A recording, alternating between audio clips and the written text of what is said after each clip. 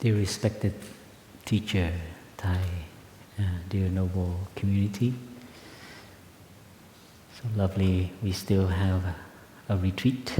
We're in the retreat. Thai always like to remind us we're still here in the retreat. We still have our friends on the path with us. And we know tomorrow we will be on the train, the cars, the planes, back to where we are, where we live. And sometimes knowing the future can help us enjoy the present moment. Yeah? Usually they say, don't think about the future. But you know, tomorrow you will not be here. So if you're aware of that today, you will enjoy every step. So don't get the teaching wrong.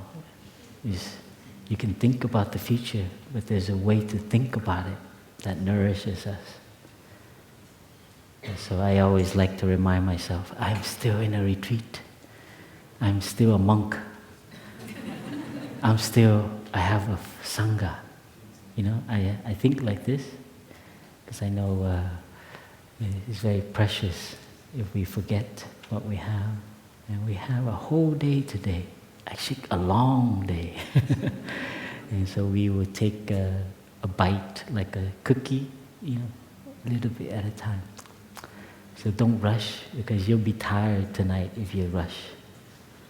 So it's a long day, but you know how to enjoy the cookie, and you will not be tired. Because I hear some people, oh, it's a long day today. So you start the day like that, you're dead. Huh? You're already, oh, it's a Monday. My week. So I know that feeling because I have also worked I was an architect for 4 years before I became a monk. I hated Mondays. Monday was like, so I always hit the alarm. And Friday is the best. Around 3 o'clock, you're already preparing for the weekend. Instead of doing work, you're preparing to meet your friends Friday night, Saturday night. Oh, we didn't do that. We have phones. And we have to leave messages. But now you can text, right? Friday, Chipotle, 9 o'clock. So today we have a whole entire cookie to eat, and just encourage everyone to take it easy, to bite slowly, to really savor the day. If you cannot savor today, then you cannot savor tomorrow. So that's the basic awareness. In the Buddhist language, they say, they have a phrase that said, wisdom and insight is the true nature of our career. Is yu tuệ thi nghiệp. Nghiệp is like our career. And yu tuệ is like only insight, wisdom is our career. What does that mean? That means that our only task is to develop our wisdom, develop our insight, our understanding, our love. It is the nature of not just the monastic, of anyone who practices. That is our true calling, our true work. And you know, when we have insight, we have understanding about yourself and other people in the world, you become richer. So this is another way of looking at what's the purpose of life, what is the purpose of our career. And then Sister shared investing. Sister Hongin used the word invest. She was very skillful changing the language. I like the word enriching. We enrich ourselves. We become wealthy. but no one knows. But it shows in our eyes, in our face, shows in the way we behave. So you become a very rich person, someone with a lot of openness, a lot of tolerance, someone who does not react, someone who stays still. So these are the things, someone who is slow down, someone who is quiet, someone who knows how to listen. You see the career of a practitioner. So these are the things we enrich ourselves, these qualities, these practices.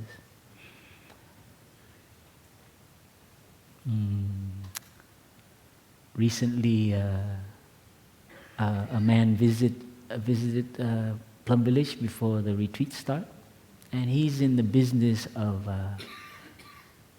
designing resorts and theme parks.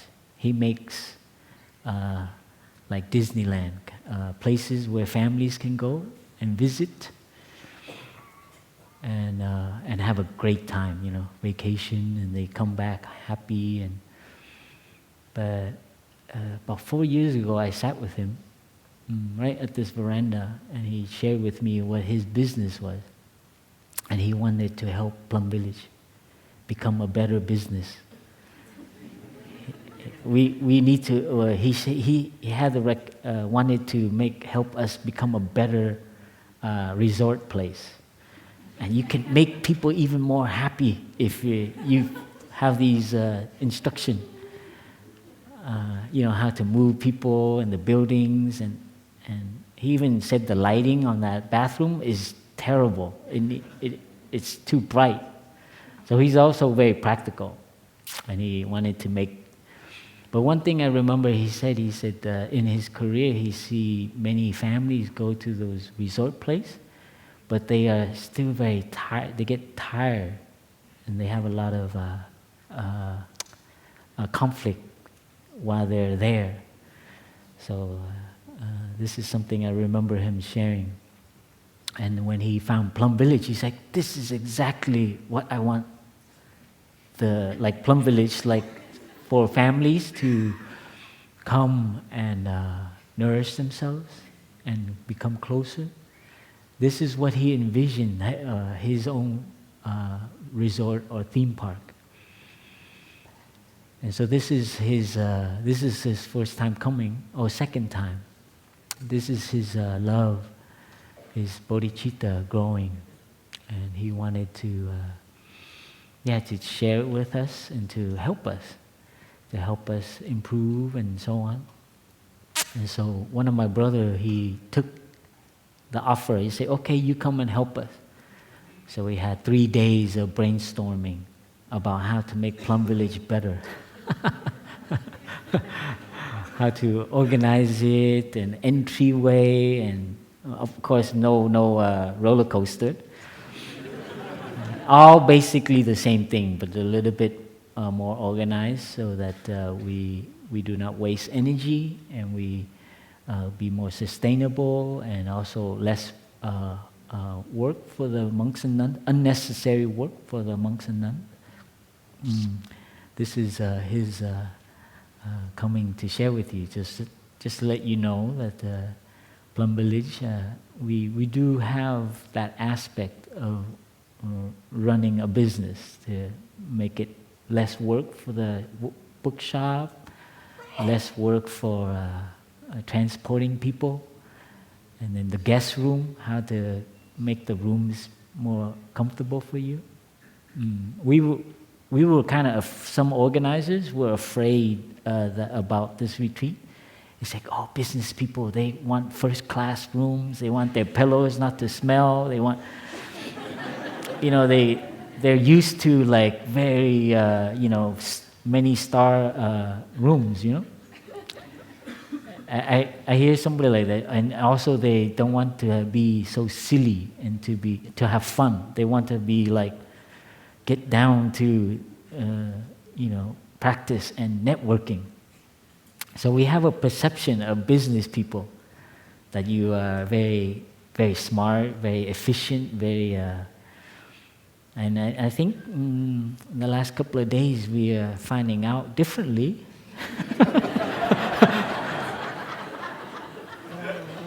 I don't know. I'm sorry if that doesn't. If you're still meaning that you don't mind staying in a room with 8 people.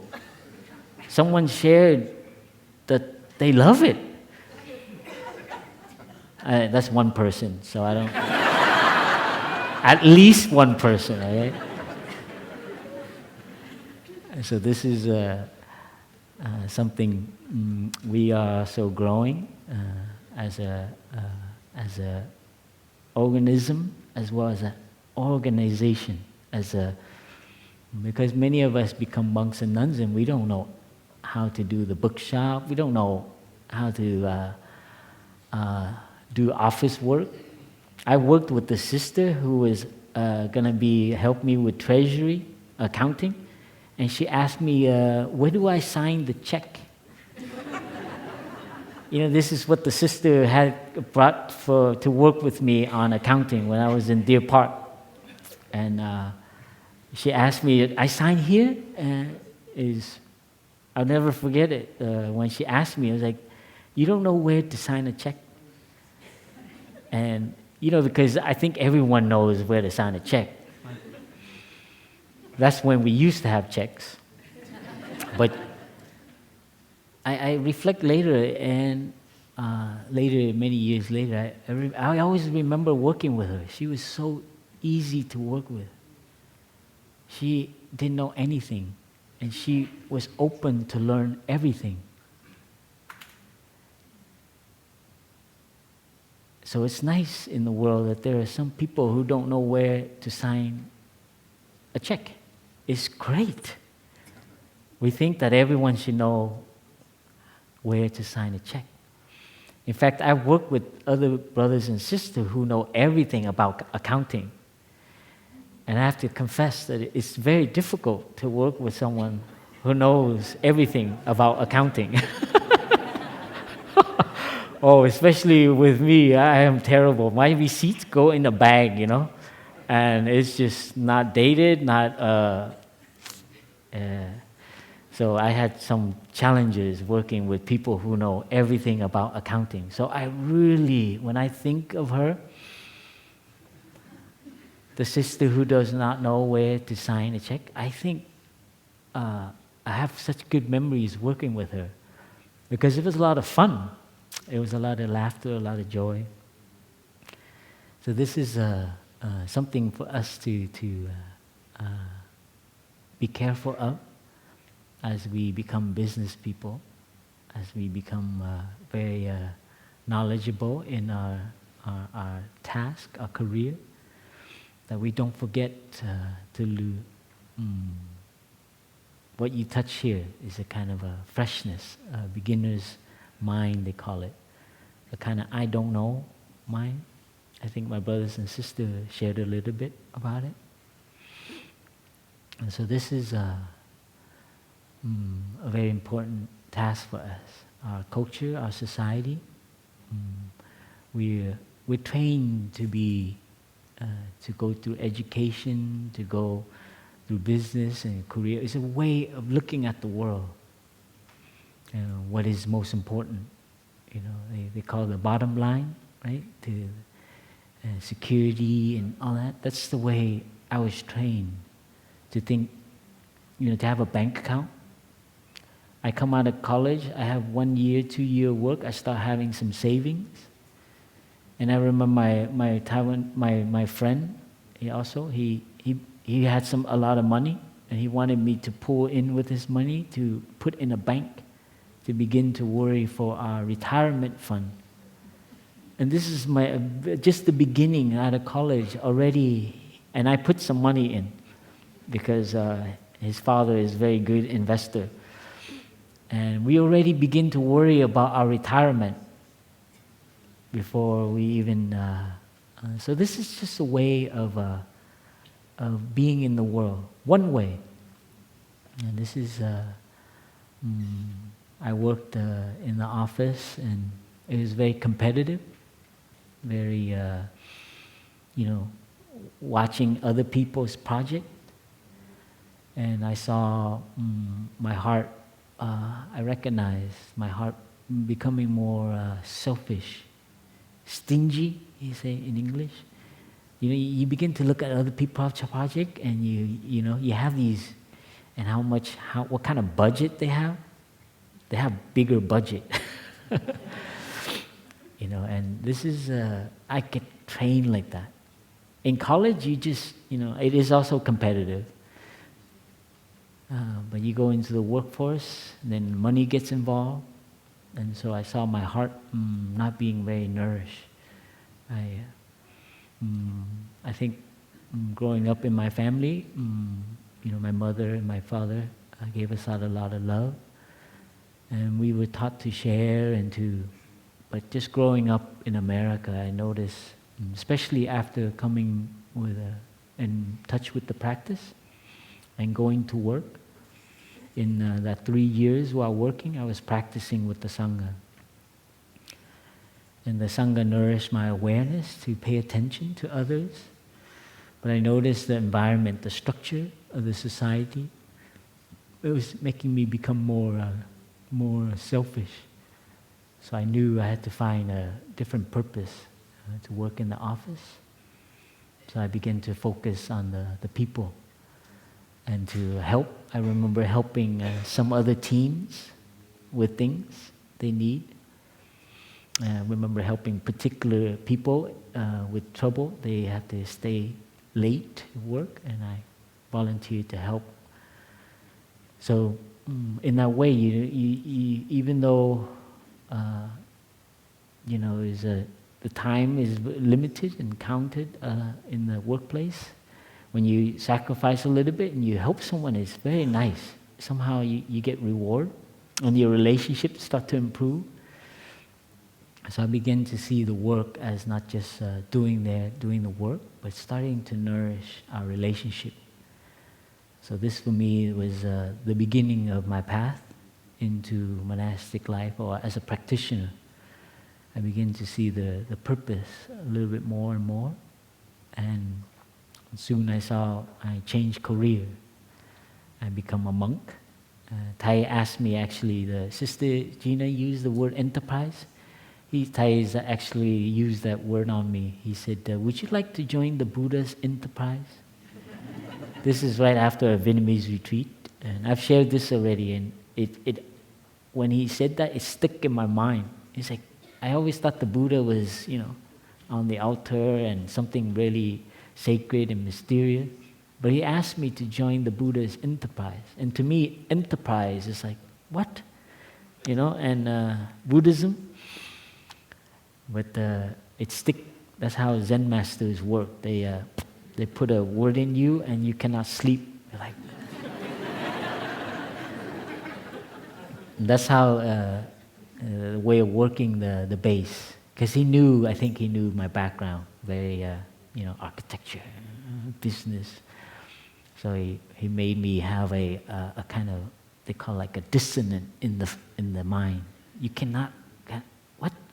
But, in the temple, religion, Buddhism, business, and that has become my koan in a way. And that made me really, it triggered something in me to begin to look. And I see the Buddha's method is what the way he began to share Buddhism, is very simple. It's not complicated. I stopped reading like thick books and complicated Buddhist books. And I see the way Thai presented Buddhist practice, very simple for me, very practical, very evidence-based. This is more recently shared Thai with people now, the modern mind, love evidence. They like graphs, they like numbers, and they like surveys. They like, I remember reading many years ago when mindfulness was becoming happiness. there was a whole trendy thing going on with Matthew Ricard and all the. There was in the 90s or early 2000 with the Mind and Life and the Dalai Lama meeting science and Buddhism. There was a lot of interest in that, and I remember reading an article sharing about happiness. That happiness and compassion, they measure the mind, and it has a certain wave. It's the bigger wave. I don't know if it's beta or it's one of those waves that's the bigger one. And when you have that there, that means your mind is in that kind of bliss, a happy mind.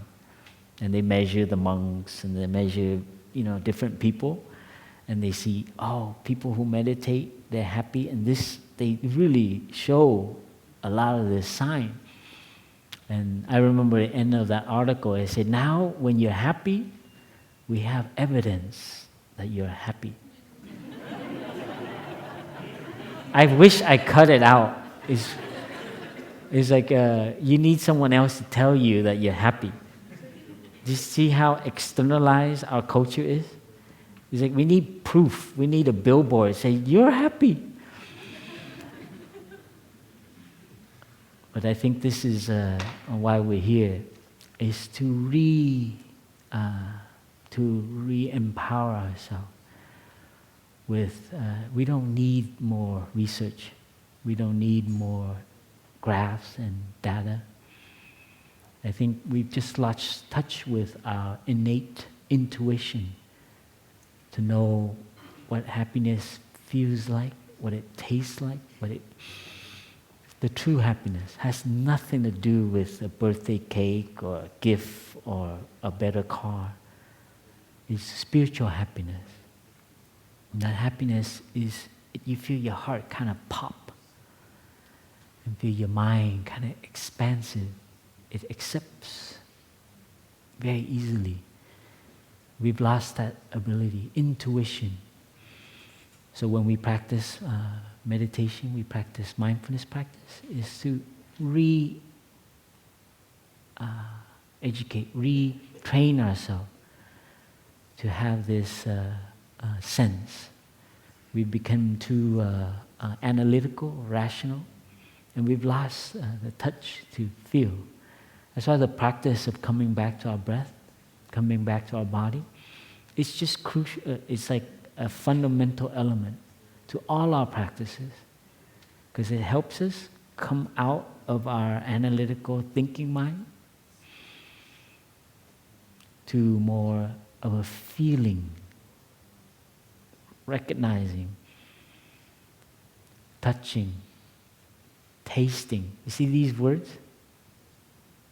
They're more intuiting,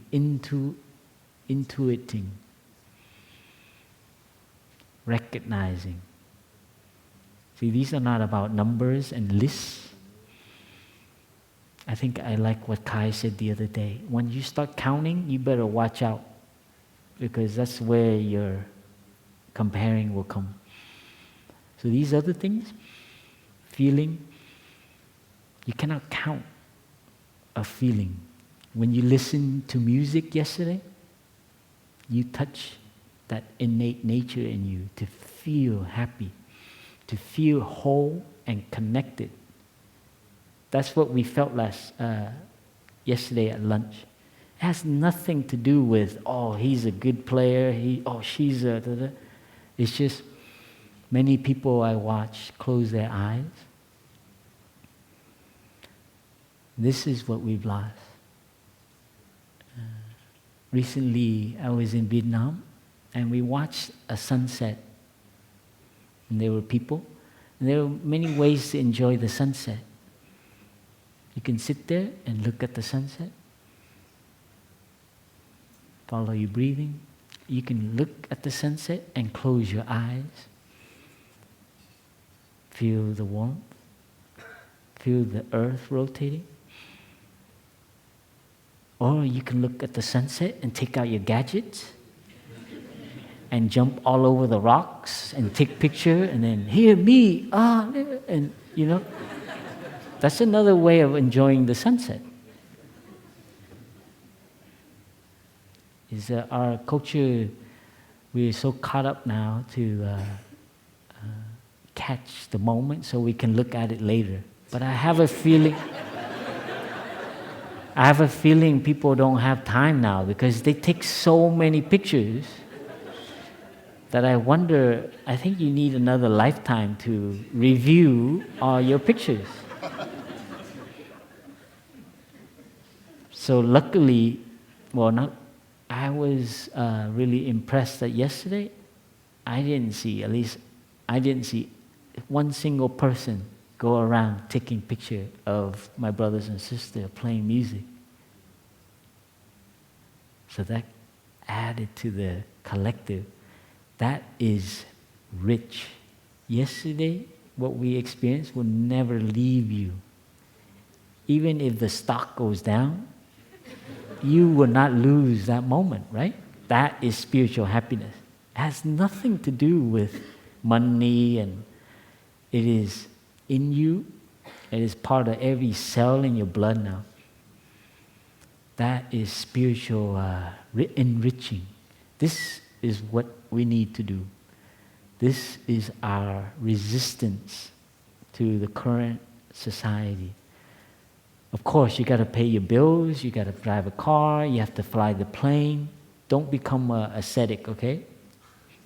You do what you need to do, but just don't forget that our primary purpose is to enrich ourselves with the spiritual energy, the things that you feel and intuit. And the Buddha, I always return to, very simple, two basic things. He listed it as four, as the Four Noble Truths, and I think was mentioned already. Suffering and the cause of suffering. Happiness and the cause of happiness. The Four Noble Truths. The end of suffering, we heard, is nothing more than happiness or well-being. So those four things, I like Thai recently summed it up, is suffering and the cause of suffering is basically how to suffer. See, the career of the Buddha is to relieve suffering. That was, someone asked him, what do you teach all these 40-something years, I didn't teach anything. I teach just people how to suffer less. In other words, how to be happy. And I like how Thai says that happiness is a habit. So happiness can be trained. So what we did yesterday is to train, right? To be there and not take pictures. To be there and accept that we cannot lose this moment. So we enjoy, and that becomes our internal happiness. And you don't need to turn on, log in, or anything.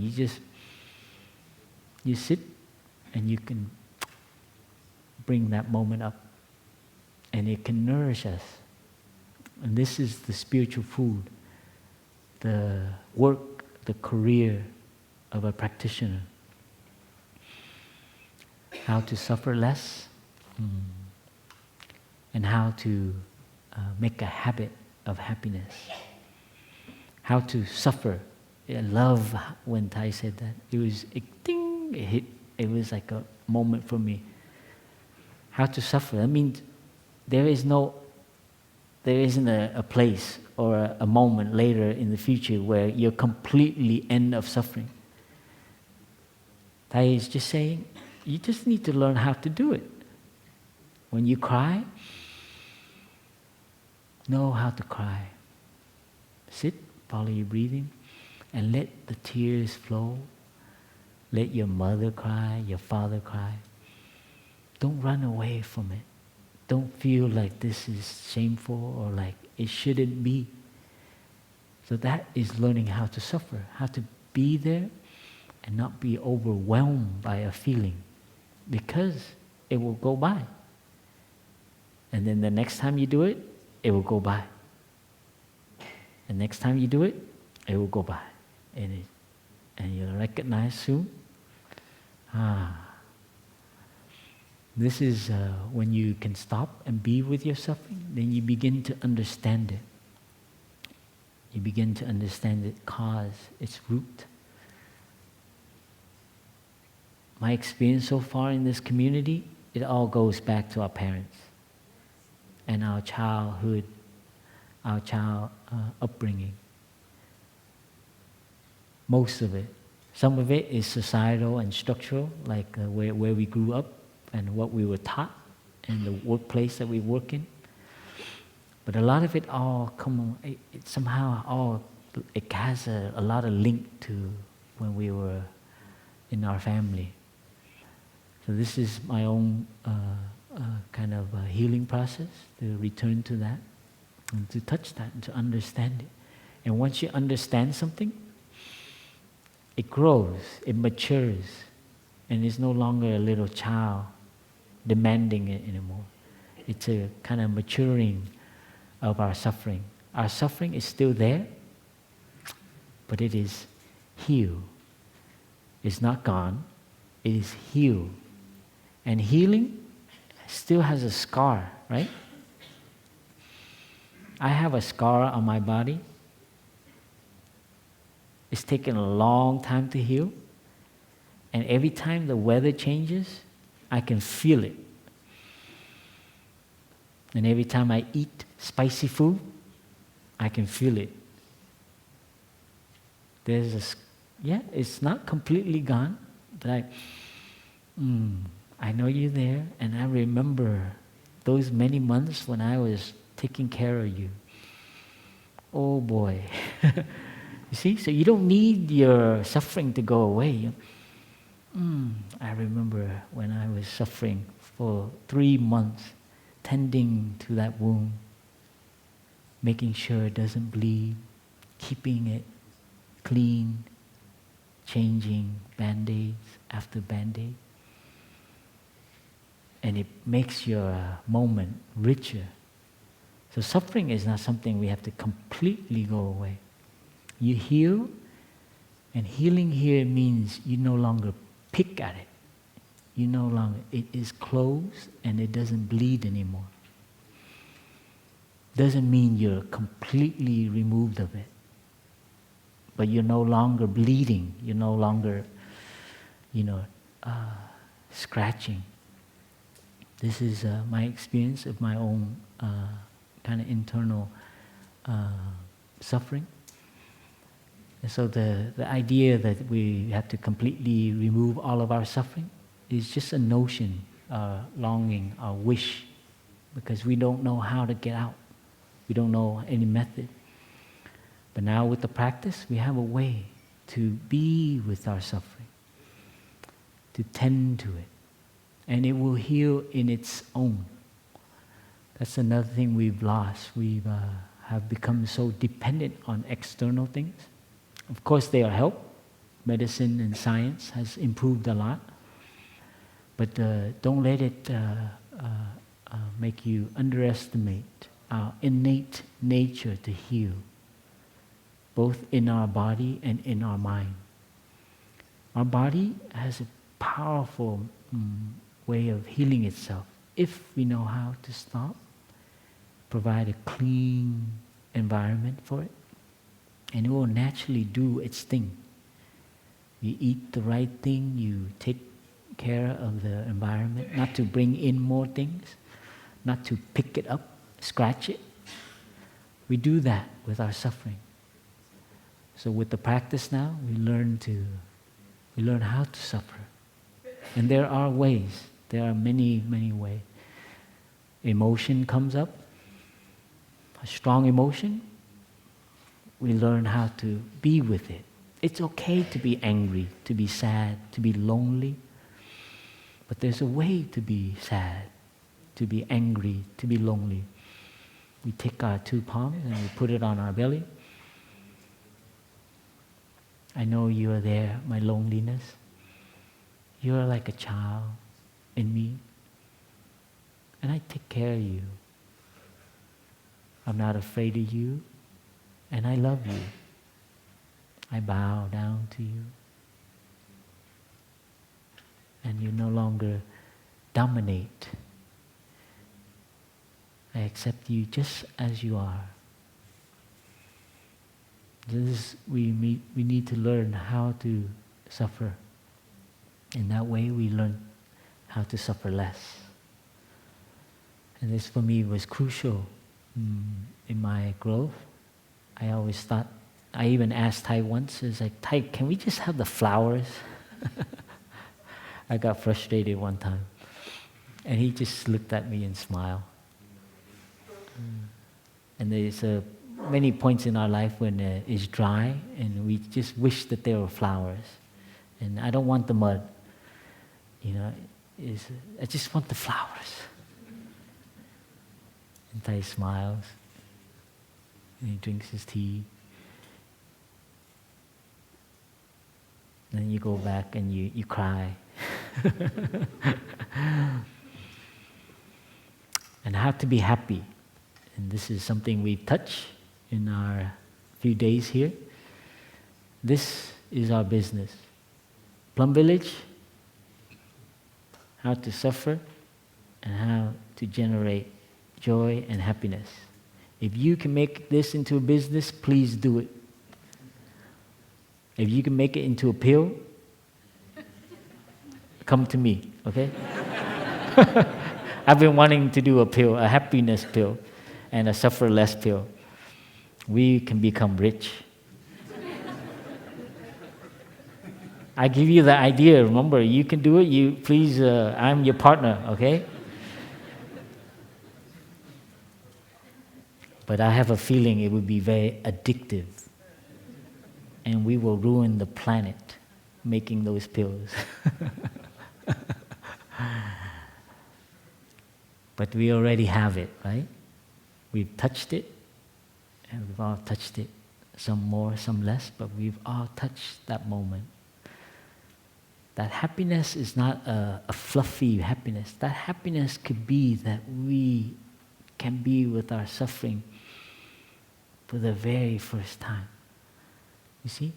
So that happiness is not the American or kind of like what we're branded as happiness. I'm sorry, I did say American. I grew up from America, so it's the brand. It's not McDonald's happiness. The happiness could be actually while we're suffering. And I've tasted this. It is the tear that is salty. That happiness, it flows and it's not complete, it's not really like it's no suffering. It could be that happiness is because there is suffering. And we've all touched that kind of opening. So how to generate happiness doesn't mean you have to get rid of those irritations, those other elements that you don't like. In fact, the flower and the mud, they're so connected. Thai would say the interbeing of the mud and the lotus. But we want, just cut it and put it in a vase. I don't want to see and smell the other part. That's our training, our tendency, our misunderstanding. And so this is something that we need to train and to make a career out of. No longer running from our suffering, and to touch deep spiritual happiness. That is the career. Our career here as monks and nuns, and now your career.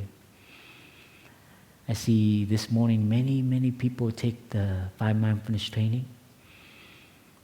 Besides the 5 mindfulness training, your career now is to relieve suffering. To know how to suffer, so you liberate yourself and heal, so you can generate happiness, joy, peace, and to help others do the same. This is very simple, but it requires training because our habits are strong, our tendencies are hidden. That's why we need each other as a community. Maybe we listen to one sound of the bell to help us touch the present moment.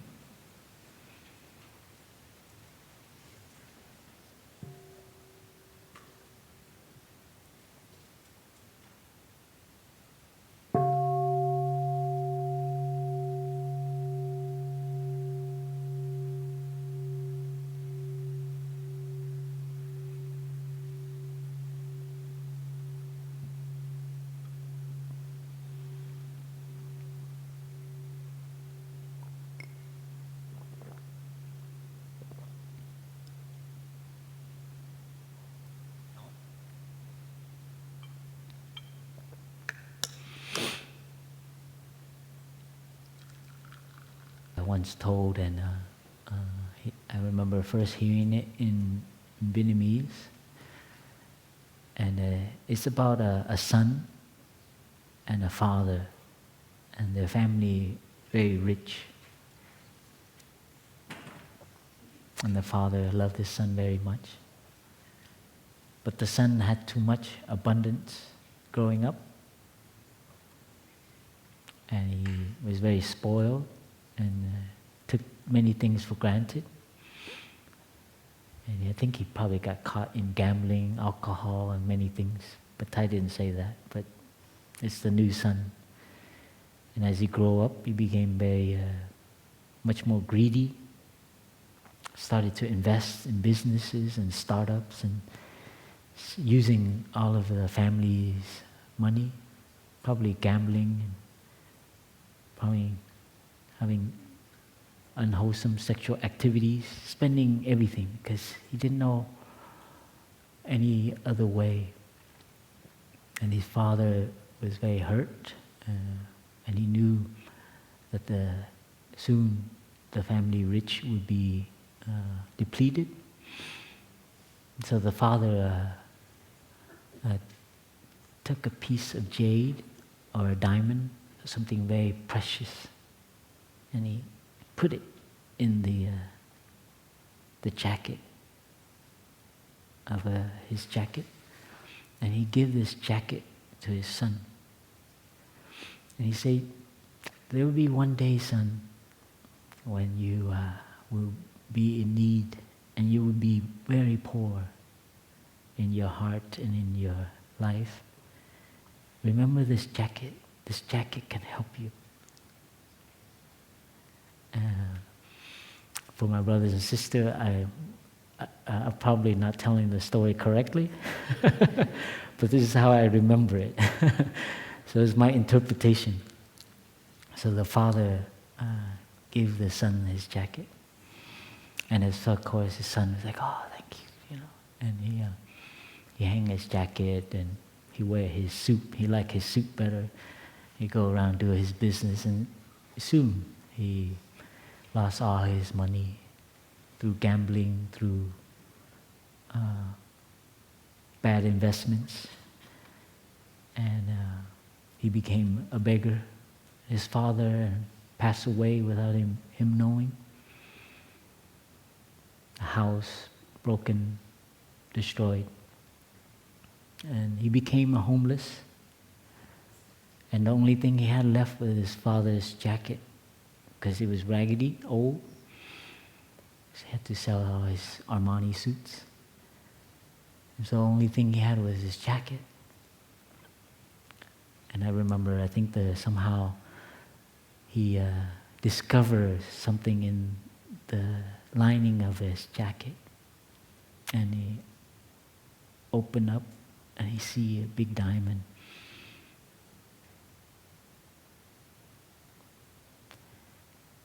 And he began to cry. And he said, "Oh, my father loved me. I didn't know." And he feel, wow, a lot of emotion come up. This is our current situation we're very rich, and it's in our jacket, and we don't know. This is how we live. We run after more money, more external riches, but we forget inside of us, our father, our mother loved us. And we are the richest person on earth. This is a beautiful story, at least how I'm remembering it. And this is something, if you leave this Plum village, just remember that in one of your jacket, there is a diamond. And you have to find out.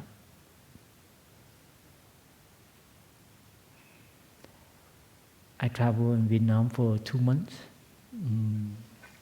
And Vietnam recently is looking to America as its model. It wants the American dream. It will cut half a mountain just to become more wealthy. I mean, literally. I mean, I saw this mountain and it was half gone. And I said, why don't you just take the whole mountain and flatten it so I don't have to see it?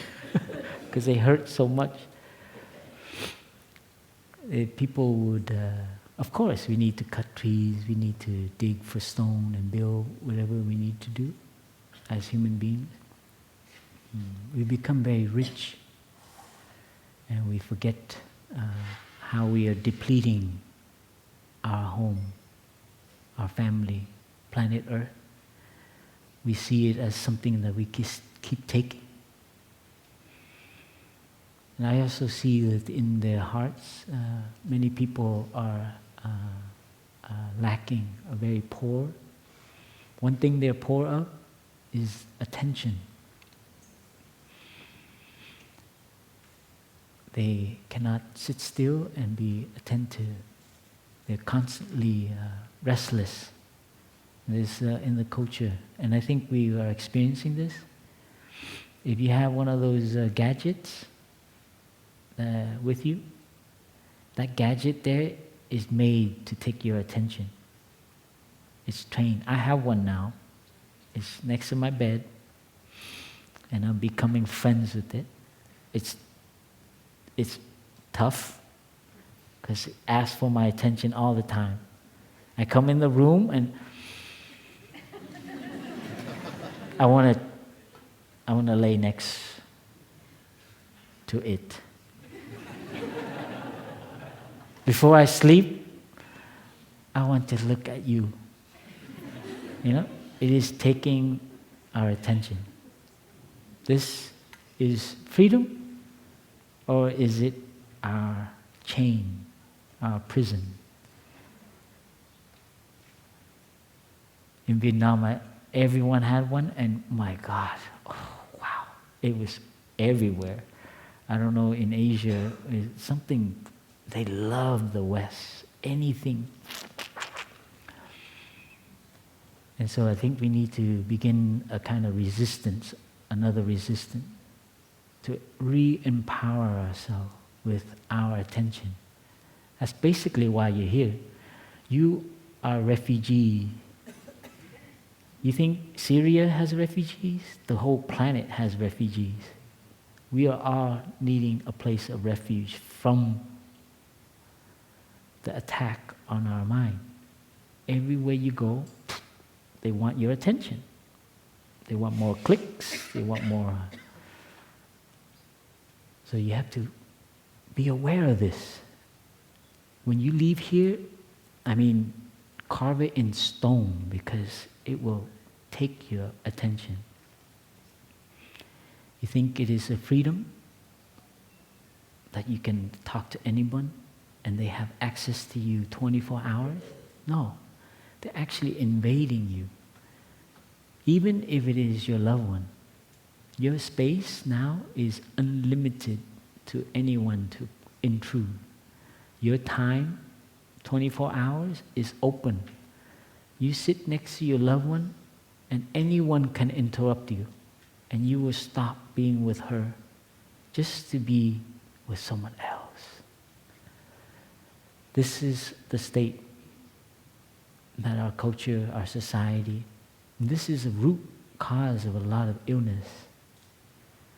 Our inability to come back and bring our attention to the real, to the rich, to the good, to the wholesome things that are there in front of us. Our loved ones, nature, our family. So we are being trained to look outward, to look at these things, to look at advertisement, to look at news. I mean, constant, the same news. No matter what channel you're going, it's all the same news. And they support each other. Every time you look, they make money. Every time you press, they make money. You like, they make money.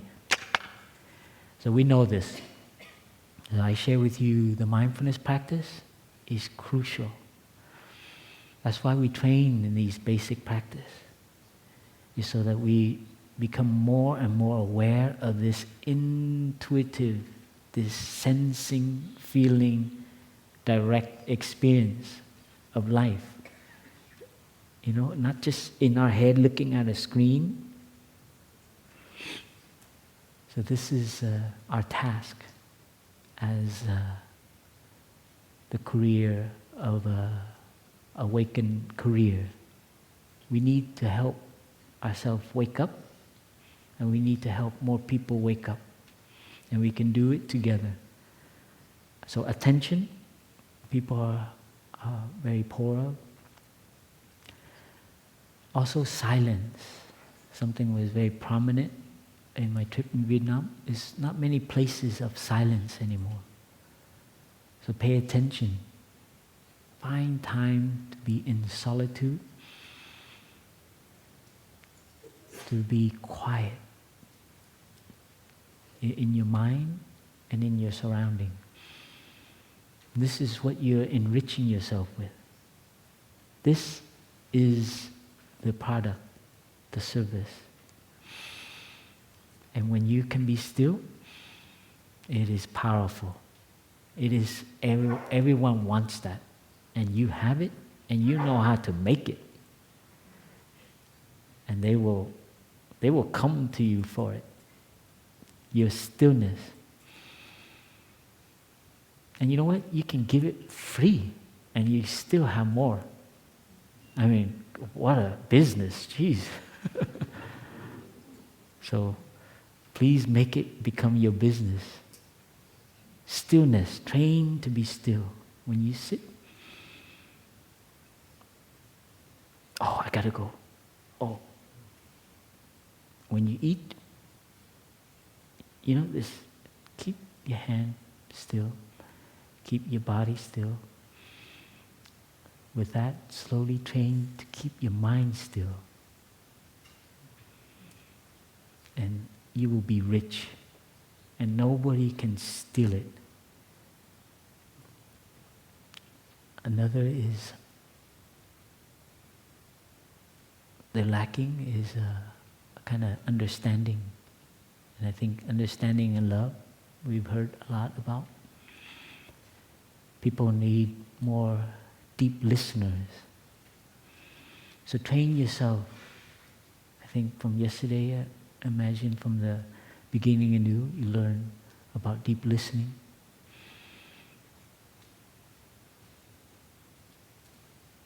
Learn to be still so you can be present. Your attention is very linked to our presence. Sister talked about appropriate attention. There's also mere attention, mere recognition. You watch something go by. So understanding is also one thing that people are lacking in our retreats.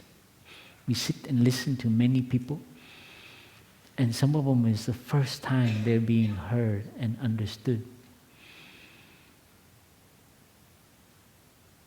So this is something we can train. And of course, the basic element, love. People are lacking this sense of love. And I have a quote here that's very beautiful from I guess you would call a priest, a mystic. His name is a French spiritualist. His name is Pierre Teilhard de Chardin. Oui, Teilhard. And he wrote, at least it's translated into English, "The day will come when after harnessing the ether, the winds, the tides, the gravitation, we shall harness for God the energies of love. And on that day, for the second time in the history of the world, humanity will have discovered fire." Isn't it beautiful? Just think of the whole planet, trying to do solar panel, trying to do go to Mars, try to do many. What is it? So, I think Facebook wants to get everyone online. Their goal, I forget what is it. What is the purpose, or what is the most important task for us as humanity? And I think I'm probably misquoting, but it's something to do with get everyone online. I mean, all the southern countries that are poor, they need to have a gadget so they can go online. That's amazing. It's just incredible that I think that's kind of nice, get everyone connected. But you think that is the most important? I think they just want more clicks, to tell you the truth. But think about harnessing the energy of love. Wow, what if you make that into your task, your organization, your corporation? Of course, this is very romantic. I know the world is a little bit more realistic, and you're not going to make a lot of money doing that. There's a company we're working with, I think Salesforce, very closely. Their CEO is very close to us. And his heart is very, very good. And his mission is actually to make business and doing good, the things that nourish our heart, be the same thing. That's like his goal. It's very amazing. Like, why can't those two be the same thing? Like helping people while it is your work. And I found that very, very interesting, because I think that's what we're trying to do. We're very similar, to combine, except we're coming from the spiritual end of like helping relieve suffering and trying to make it run like a good business. We're not doing a good job, but you guys are still coming, so it's okay. Someone, a businessman, a real estate, I think a very wealthy real estate, close to our community, once said, he got really close to our community, and he saw how we do things. It's very inefficient. And I remember I caught him one time saying, as a business, I think you guys would fail. And I thought that was a compliment, actually. I didn't take it as a criticism at all. I was like, I'm glad, because, I think it's sometimes you become very good, and it's very dangerous. You become someone said in Deer Park, he said, I know where you get your windows, and I know where you get your carpet. That's why I can trust you. You understand that? Anyway, it's just a retreating, and we had a Dharma sharing, and he lost faith in religious organization. He saw the amount of corruption and how rich actually some of those religious people are, and with extra homes and vacation homes and so on. Anyway, this is his own perspective. I don't want to go into that. But he said this is the first time he's returning back to a religious group, and he was afraid at first to come up the mountain to Deer Park. But then after he saw that our windows are very cheap, and we get it from Home Depot, and then our carpet is from Home Depot, and he said, I know where you got your window and your carpet.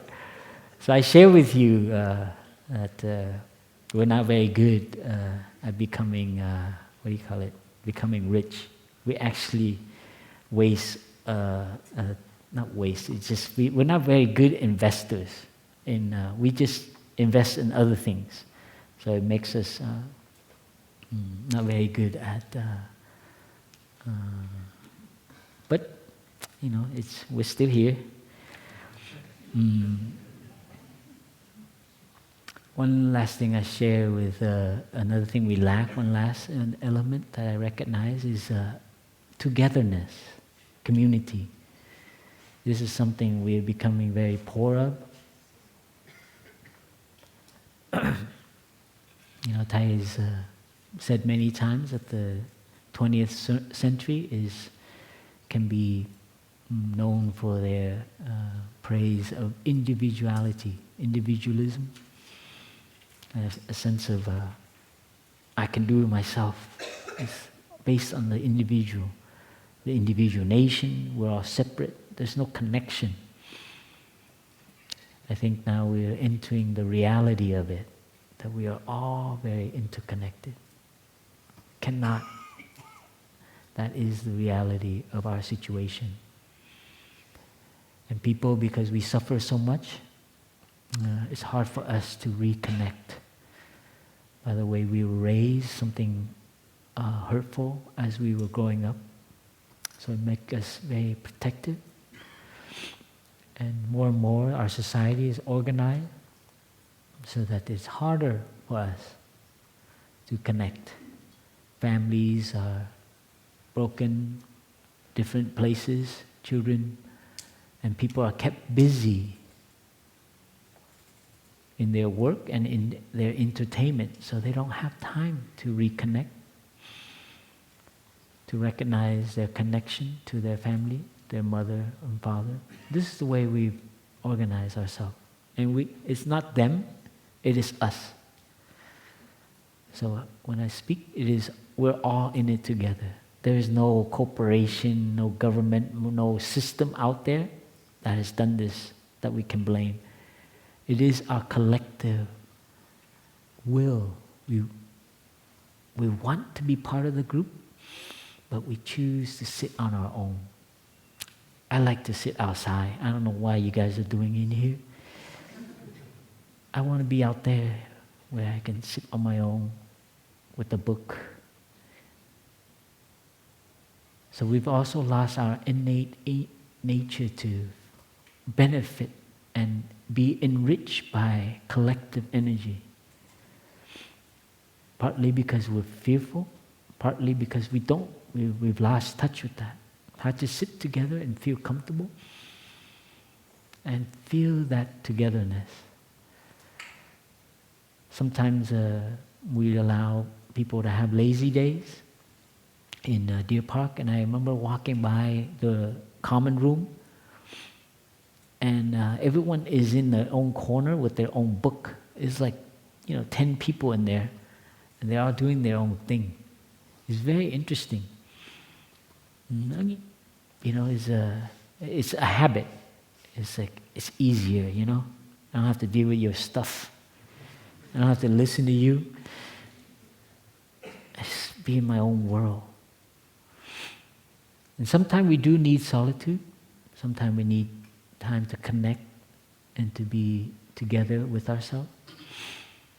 But it's also something I see lacking in society, especially also in Vietnam, surprisingly, because it's a very communal culture. But people are also, there are many refugees from the lacking togetherness. So this is something we also need to train And as a community in Plum Village, it's a training to learn to be together, to know how to benefit from being together, showing up and being present and recognizing your brothers and sisters and feeling that. It's also an attention thing, training to recognize these wonderful elements. So it's also important element for us as in our career to develop more togetherness, that energy. So that's why Thai always ends and shares about building a sangha. And this morning we heard encouragement to go build a sangha wherever you go back to. And this has become crucial in Thai's development of the Buddhist tradition. The sangha element, the sangha I, the sangha body. And before that, it's not mentioned much about this aspect.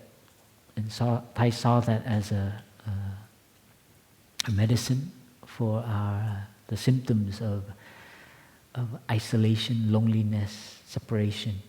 Even on the internet, you connect, but it's very, it doesn't have that energy. Not as rich. You can connect. We're experimenting with it too, but most people are probably in their room, dark, light or something, and they're connecting. They're all connected, but they're all lonely. I think there's a book out called Being Lonely Together. Like everyone is lonely, but they're connected on the internet. So this is something we need in the flesh. So if you put that in your career path, build a community, a sangha. That could be your family, your workplace, your friends, your Dharma friends. So these things is also important for our growth as a new direction for our society. I think the 21st century, we need to come together. And I recently read on the news about America pulling out of the Paris Agreement. And I read some lay friends sent a lot of wonderful, and my sister sent some wonderful articles about thanking America or Mr. Trump, President Trump. Thank you for triggering such a world collective effort with this issue of climate change. So many corporations, many governments, many mayors, and governors of states are like, they're making their own agreement. They're saying, we don't have to wait for the government. It's incredible what's happening because of someone kind of like, I have to be...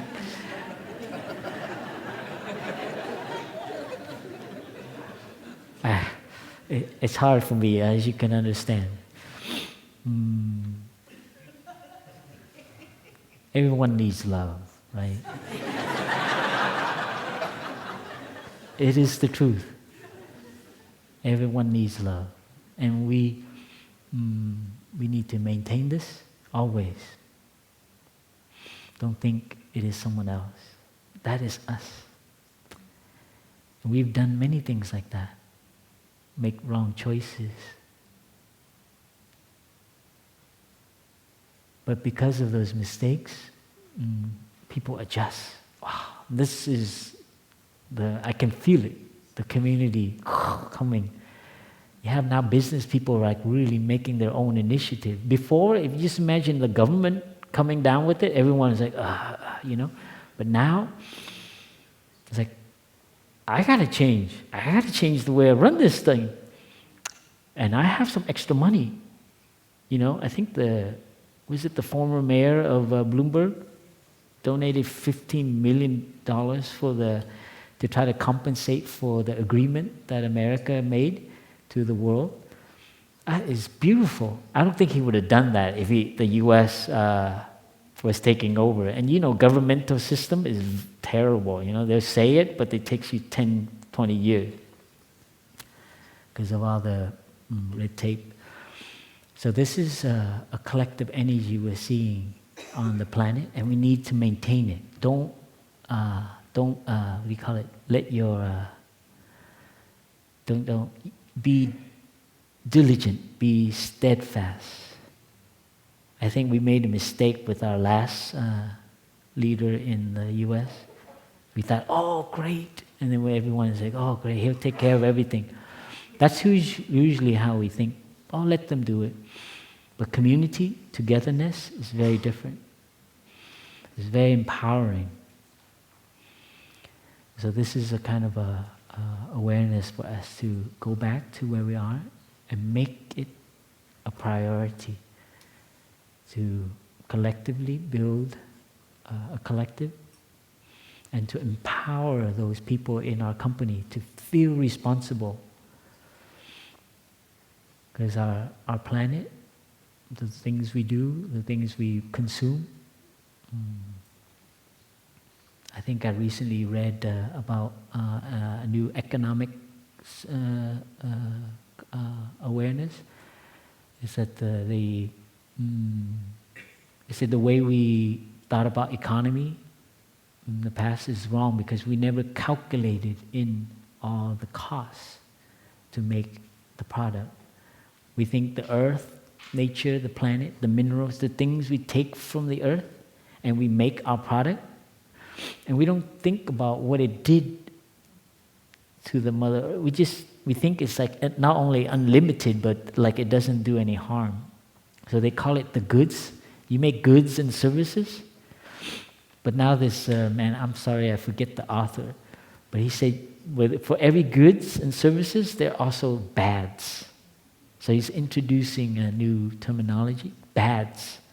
For every goods that you produce, there are bads. And you need to calculate that. You need to deduct that from the cost. So your bottom line, we need a new bottom line, they would say, that considers the cost to society, to culture, to people, to the planet, to Mother Nature, to our spiritual life. The G&H, I remember we were in Bhutan, we worked with Havintar, and I learned a lot about that. And their government, Bhutan, they consider the tourists as toxin. They don't say that, I say it, but it's like when you, as tourists, come into our culture, it harms our environment, it harms our community, and it harms our culture, our community, and our environment.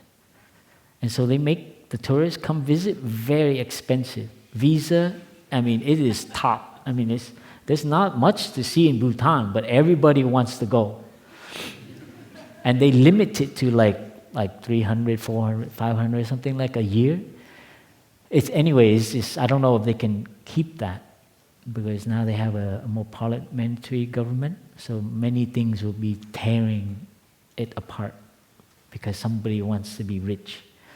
But they consider those things. Community, this harmful to the community, harmful to the planet, harmful to their culture. I saw this in Vietnam. We go to the countryside, the mountain people call Mường. They call Người Mèo nữa.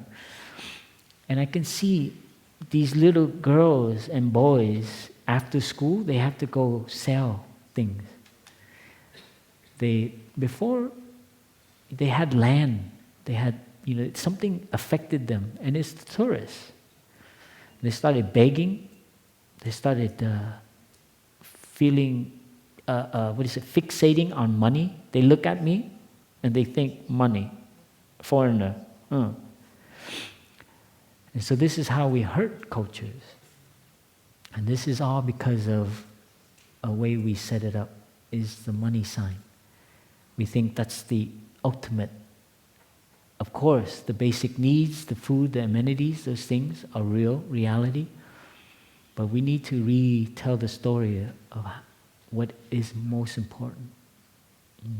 And so the brothers and sisters, we would play with them. We would sing song with them, and we teach them a few songs, and then we ask them to sing with us. And they teach us song. And a few other young girls came, and we asked, hey, can you guys take us to your village somewhere far and away from the tourists? And then they took us up the mountain, like far. I mean, they hop around like goats. And they took us way up in the mountain, and the brothers were, climbing behind, and the sisters and the lay friends. And we got up there, and we found a plat of green, and we sat around and we sang a song.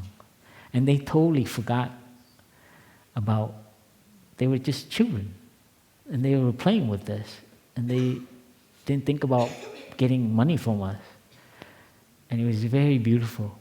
And then he said, where do you guys live? I was like, over that mountain. And how long will it take you? 1 hour if we run.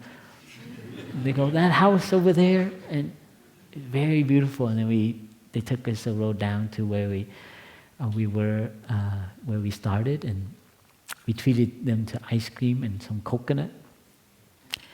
So in a way, there's an interaction that people lack, and so we need to, when we see a homeless person, don't think just about money. This is my practice.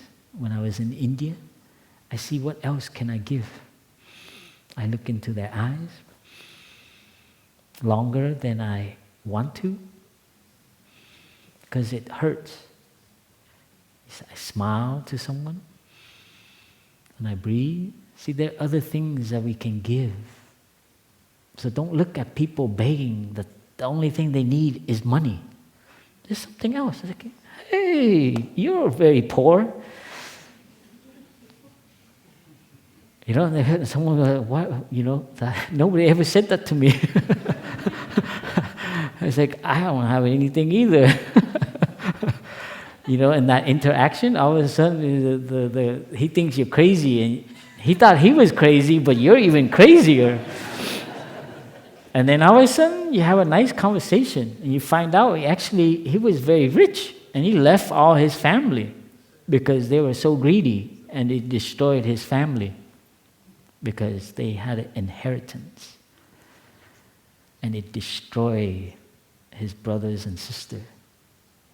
That is a homeless person. So there are things that people are poor in, and there are things that they're rich in. We need to distinguish. We need to be mindful of what is the richest thing that we can hold. This is our career. So in your workplace, don't look at them like employees and employers. Look at them as poor and rich in what? And this is what our task is.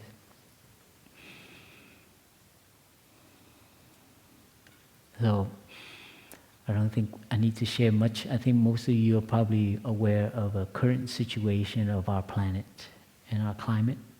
This is like Thai's last endeavor to bring us into love of Mother Earth as we touch the earth this morning. This is very crucial for us to keep that awareness, and that will inform us, and that will energize us. We can get energy from that volition, that desire to help. This is a very noble task for us to come together, to build Sangha, to enrich ourselves and our people around us, our loved ones, our friends, with more stillness, with more quiet, with more attention, what we pay attention to, more understanding, more love. So it's okay to be number one. But you have to know what is the number one of. Right? Number one at being still. Not comparing, but feeling I can master myself. I can manage myself, even with a strong emotion. One last thing, very practical, share with you as a monastic. Our teacher shared with us to pay attention to 4 things, and this is very important in our work. We do have our work, our service, things that we do, but that's one aspect only. Another aspect is to play, to have time to laugh, to sing. So don't just be a business person, but don't forget that we are also a young child. We used to sing more. We used to go surfing. We used to like climbing mountain. I think it was Brother Plum or someone mentioned to really enjoy nature. You take that time to play, to be fun, to have fun. Because life, you're alive, and don't be so serious. Don't be so like business, everything about business, work. Get it done, you get accomplished, but you're so boring. You're so dry. Be playful, be clowny, surprise yourself. Very important. So the energies work like that. You hold on to this, my suffering, my work. But there's also another aspect of the practice. We just have fun. Let's just not think about it. Just go out there and have fun. Roll on the grass. Do something that brings fun into your life. That is play. It could be yoga. It could be doing the gardening. It is something that is not work. Also practice. There's an area where you maintain a practice. There's something you're training in. And let that be a development. Like there was a period where I trained to put my shoes on the rack. That became my practice. Every time I take off my shoe, I don't rush. 100%. There's practice in opening the door. Every time I touch that door, I open 100%. So I train myself in attention, in stillness, in mindfulness. So practice is not like a whole day you're mindful. It's one. Only do one thing and you do it well. It's the door. That door, every time I touch that door, breathe in, breathe out. And you'll see, it will infest your life. There's a pathway that I go from my car to my work. Make that your practice. When I fold my clothes, it is my practice. You do it 100%. Not with the phone there, with something playing, So that's the practice element. So work, play, practice, and study. Have time to enrich yourself in your wisdom, your understanding. Don't ever not be a student anymore. Always be a student. Learn. Because that's the way we as human beings, we need to thrive. We need to give out new leaves. A tree that does not give out new leaves one season is on its way. We are a living being, a living organism. We need to grow. And we grow in our understanding. And that requires some time to reflect on things, learn. And this is not about book learning, This is life learning. You learn more about your mother. Why she's like that. Why she worries so much. You learn that, wow, she had a history of not having enough during the war. You learn that she had to satisfy all her relatives because she was being discriminated. So when you learn that, your love grows, you see? You learn, you understand more. So study here is not to study with the books. Study here is you understand something about yourself, about the other person, about the world, about where your carrots come from, where your tomato come from, what happens when you eat meat, how that affects the world. I learned a piece of hamburger will nullify 1 week of saving water and riding a bike. It's something ridiculous. You eat one hamburger and it's equivalent to like, I think 1 week of like all your trying to save the light bulb and save, anyways, stuff like that. It just enlightens your, kind of like, wow. And so becoming a vegetarian and a vegan, learn where that fits to you driving a Prius. You know, driving a Prius, I'm so environmental. But think about eating vegetarian. It's not very cool as driving a Prius. But if you're in advertising business, please make vegetarian become cool. You know, if you ever work with Steve Jobs or like Apple or something, help us make vegetarian become cool. Every young person, every child will want to become a vegetarian. It's like, wow, I want to be a vegetarian.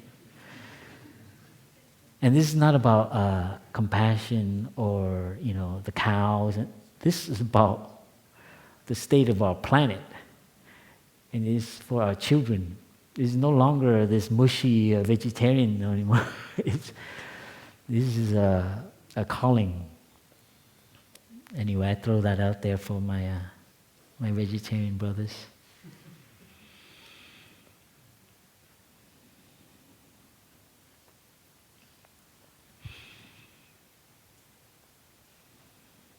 And these things interact, they interplay, they interbe.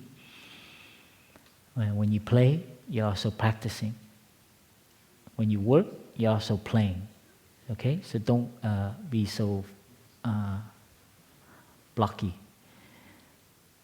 This is something we practice here to watch ourselves as monks and nuns. We try to keep a wholesome, a holistic approach to our life as our practice. So we wish you a beautiful journey on your path of practice, and I cannot emphasize more finding like-minded friends to come together. This is something we need you to help with.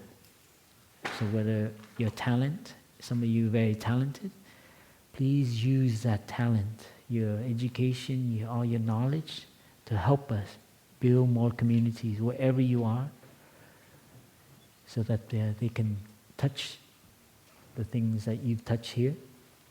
And we need your help, because as a business here, we are overreach. I think Papu shared yesterday, it's like we have to say no to many, many places, because people are needing this. They're needing this practice. So please help us. And I would like to end here by actually, I think, inviting Sister Dung to come up. So thank you for listening. We hope you have some energy to help us. Maybe we'll end here first before Sister Dung come up. Please close your eyes and come and touch your own richness, the diamond that is in you. There is a diamond in my heart, I am the richest person on earth.